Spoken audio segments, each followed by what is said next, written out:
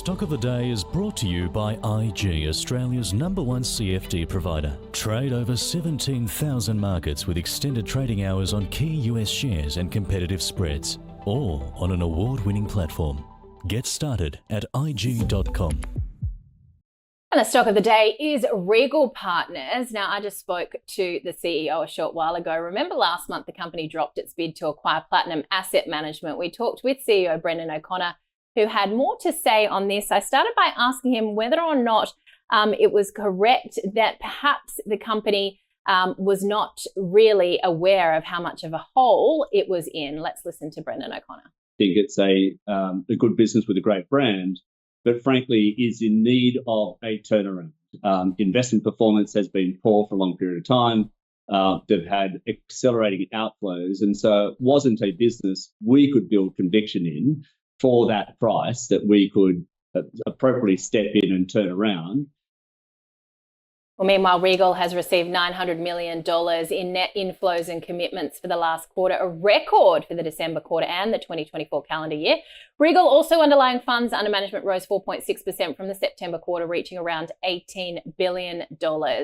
So let's get into it. I'll start with you, Jonathan. We have seen a little bit of a shaky move since it abandoned its platinum bid, but it says it's still committed to growth here. Yeah, so look, obviously this is one of those dodge the bullet type of situations. So when you go into a deal like that and go for a bid, that's when you actually open up the books and see what's under the covers. And then obviously there were a lot more skeletons in the closet that they found out. And obviously, Platinum just wished they hit the bid. so when they came in with, I think it was a scrip offer, and they said, look, that's grossly undervalued.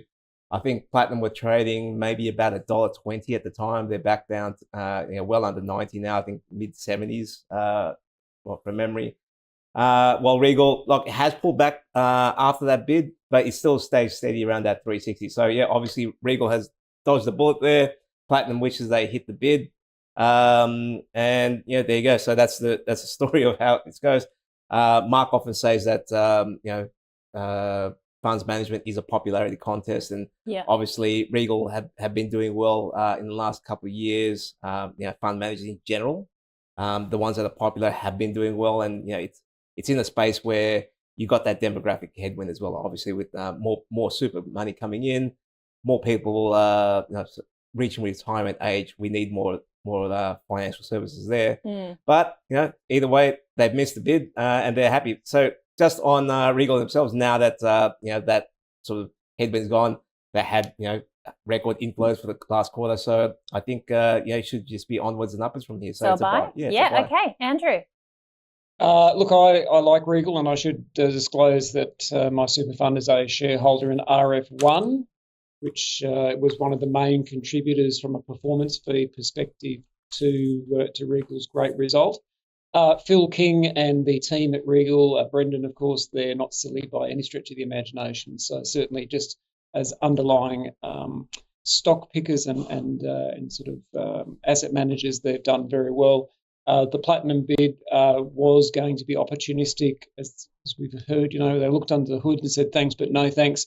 So, to Jonathan's point, they probably have dodged a bullet. But I like Regal. I like the team. Phil King, a lot of time for him. So certainly this would be a buy. So why don't we start off with a double buy for the call for today? Excellent. So a double buy there for Regal, both my guests saying potentially dodging a bullet, walking away from Platinum Asset Management. And that is, of course, the stock of the day. The stock of the day was brought to you by IG. Trade over 12,000 shares and ETFs, including major tech giants with extended hours on an award-winning platform. Get started at IG.com.